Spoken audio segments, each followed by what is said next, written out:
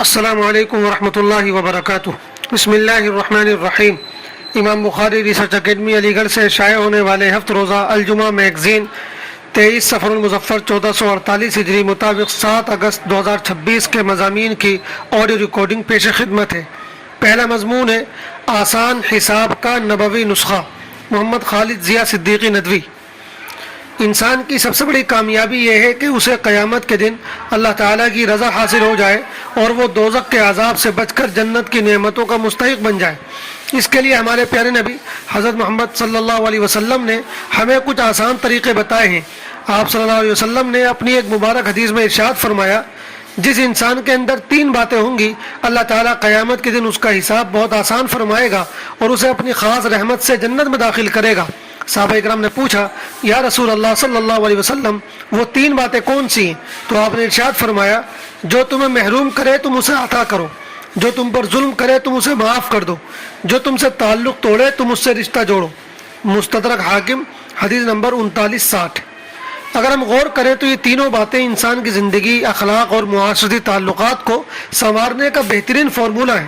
Number 1، عام طور پر ہماری عادت ہوتی ہے کہ جو انسان ہمارے کام آتا ہے ہم اس کے کام آتے ہیں، اور جو ضرورت کے وقت ہماری مدد نہیں کر پاتا ہم بھی وقت آنے پر اسے صاف منع کر دیتے ہیں۔ لیکن اسلام ہمیں سکھاتا ہے کہ ہمارا ظرف بڑا ہونا چاہیے۔ اگر کوئی شخص ماضی میں ہماری مدد نہ کر سکا ہو یا اس نے ہمارا حق مارا ہو، پھر بھی جب اسے ہماری ضرورت پڑے تو ہم بدلہ لینے کی بجائے اس کی مدد کریں، کیونکہ یہ رویہ انسان کے دل سے کینہ اور نفرت کو ختم کر دیتا ہے۔ نمبر 2، کسی کے ظلم اور زیادتی کا بدلہ لینا اگرچہ قانون کے مطابق غلط نہیں ہے، لیکن معاف کر دینا بہت اونچا اخلاقی مقام ہے۔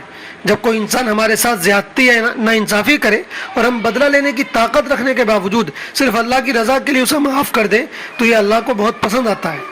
نمبر 3، آج کے دور میں ذرا سی بات پر رشتوں میں دراریں پڑ جاتی ہیں اور لوگ ایک دوسرے سے بولنا بند کر دیتے ہیں۔ جو رشتہ دار ہم سے ملتا جلتا ہو اس سے ملنا تو ایک عام سی بات ہے، لیکن اصل کمال یہ ہے کہ اگر کوئی رشتہ دار ہم سے کٹ جائے، فون نہ کرے یا ہماری برائی کرے تو ہم اپنی انا اور ایگو کو سائیڈ رکھ کر خود آگے بڑھیں اور اس سے رشتہ جوڑیں۔ یہ تینوں اخلاقی صفات اپنانا انسان کے نفس کے لیے تھوڑا مشکل تو ضرور ہے، لیکن اس کا انعام بہت بڑا ہے۔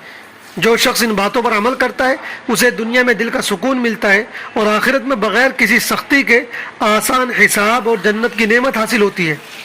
آج ہمارے معاشرے کی تباہی کی بڑی وجہ انا پرستی، بدلے کی بھوک اور رشتوں کی توڑ پھوڑ ہے۔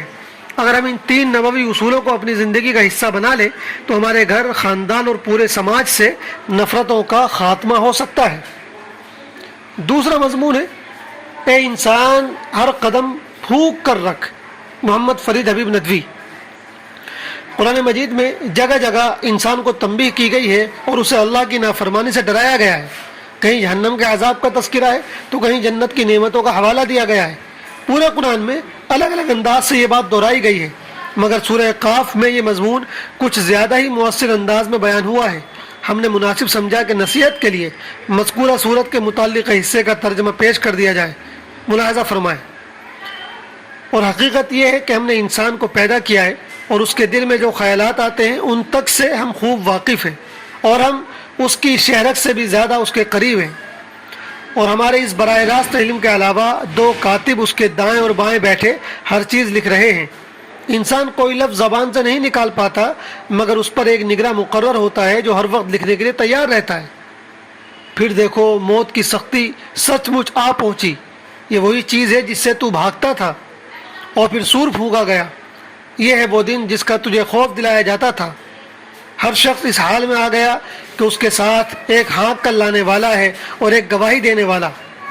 حقیقت یہ ہے کہ تو اس واقعے کی طرف سے غفلت میں تھا، مگر اب ہم نے وہ پردہ ہٹا دیا ہے جو تجھ پر پڑا ہوا تھا، چنانچہ آج تیری نگاہ خوب تیز ہو گئی ہے۔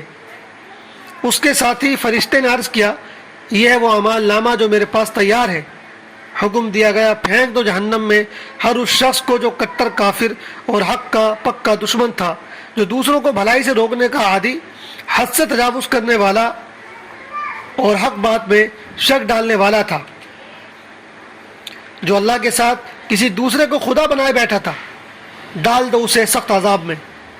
اس کے ساتھی شیطان نے عرض کیا، خدا بندہ میں نے اس کو سرکش نہیں بنایا، بلکہ یہ خود ہی پرلے درجے کی گمراہی میں پڑا ہوا تھا۔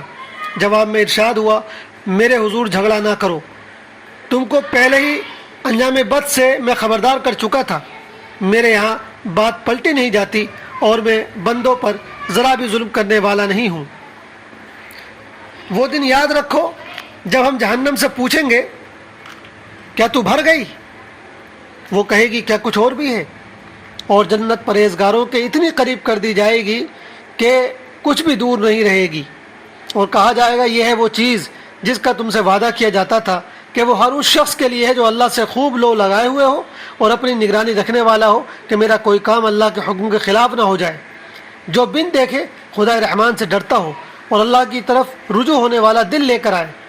کہا جائے گا تم سب جنت میں سلامتی کے ساتھ داخل ہو جاؤ، وہ دن ابدی زندگی کا دن ہوگا، وہاں ان کے لیے وہ سب کچھ ہوگا جو وہ چاہیں گے، اور ہمارے پاس ان کے لیے اس سے زیادہ بھی بہت کچھ ہے۔ سورہ قاف آیت نمبر 16 تا 35۔ تیسرا مضمون ہے پھر تمہارے پاس دل نہیں، محمد فرید حبیب ندوی۔ امام ابن قیم جوزیہ ایک بہت بڑے عالم گزرے ہیں، انہوں نے ایک بڑی گہری بات ارشاد فرمائی ہے۔ بعض لوگوں نے اسے عظیم صحابی حضرت عبداللہ بن مسعود رضی اللہ تعالیٰ عنہ کا قول قرار دیا ہے۔ وہ بات یہ ہے، انہوں نے فرمایا اطلب قلبک فی ثلاثۃ مواضع عند سماع القرآن وفی مجالس الذکر وفی اوقات الخلوہ فإن لم تجد في هذه المواطن فاسأل الله أن يعطيك قلبا فإنه لا قلب لك۔ اس کا ترجمہ یہ ہے کہ بھائی 3 موقعوں پر اپنے دل کو ٹٹولو اور تلاش کرو، قرآن مجید سننے کے وقت، ذکر کی مجلسوں میں اور تنہائی کے وقتوں میں۔ اگر ان مواقع پر تم اپنے دل کو نہ پاؤ تو اللہ سے درخواست کرو کہ وہ تم کو ایک دل دے دے، کیونکہ تمہارے پاس دل موجود نہیں۔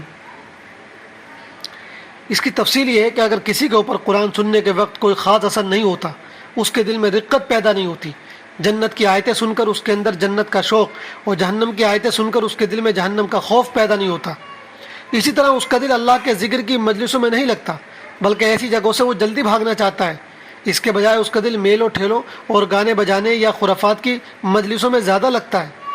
پھر یہ کہ اس کی تنہائی پاکیزہ نہیں رہتی، بلکہ جب وہ اکیلا ہوتا ہے تو اللہ کی پکڑ کی پرواہ کیے بغیر وہ گناہوں میں آلودہ ہو جاتا ہے۔ تو اس کا مطلب یہ ہے کہ اس کے سینے میں وہ دل موجود نہیں جو ایک ایمان والے کے سینے میں ہونا چاہیے۔ اس قول کی روشنی میں اگر ہم اپنا جائزہ لیں تو اچھی طرح سمجھ سکتے ہیں کہ ہماری کیا کیفیت ہے اور ہمیں اپنے دل پر کتنی محنت کرنے کی ضرورت ہے۔ اللہ تعالی ہمیں اپنی محبت میں تڑپنے والا دل عطا فرما دے، آمین۔ چوتھا اور آخری مضمون ہے مسائل۔ قرآن مکمل کر کے اکٹھے سجدہ تلاوت کرنا۔ سوال، کیا قرآن مجید ختم کرنے کے بعد سجدہ تلاوت اکٹھے ادا کیے جا سکتے ہیں؟ جواب، قرآن پاک کی ہر آیت سجدہ پر مستقل سجدہ کرنا لازم ہے۔ اگر کوئی شخص نماز سے باہر پورے قرآن مجید کی تلاوت کرے اور سجدے کی آیت آ جائے تو بہتر یہ ہے کہ جس وقت آیت سجدہ تلاوت کی جائے اسی وقت سجدہ تلاوت کر لیا جائے۔ کسی عذر کے بغیر سجدہ تلاوت کو مؤخر کرنا شرعاً پسندیدہ نہیں ہے۔ البتہ اگر کسی وجہ سے آیت سجدہ پڑھنے کے ساتھ سجدہ تلاوت کرنا رہ جائے تو ایک ساتھ متعدد سجدہ تلاوت کرنا بھی درست ہے۔ لہٰذا اگر قرآن مجید مکمل کر لیا ہو اور سجدہ تلاوت ادا نہ کیے ہوں تو اب 14 سجدے کرنا لازم ہوں گے اور سارے سجدے ادا ہو جائیں گے۔ دارالافتاء بنوری ٹاؤن۔ والسلام علیکم ورحمۃ اللہ وبرکاتہ۔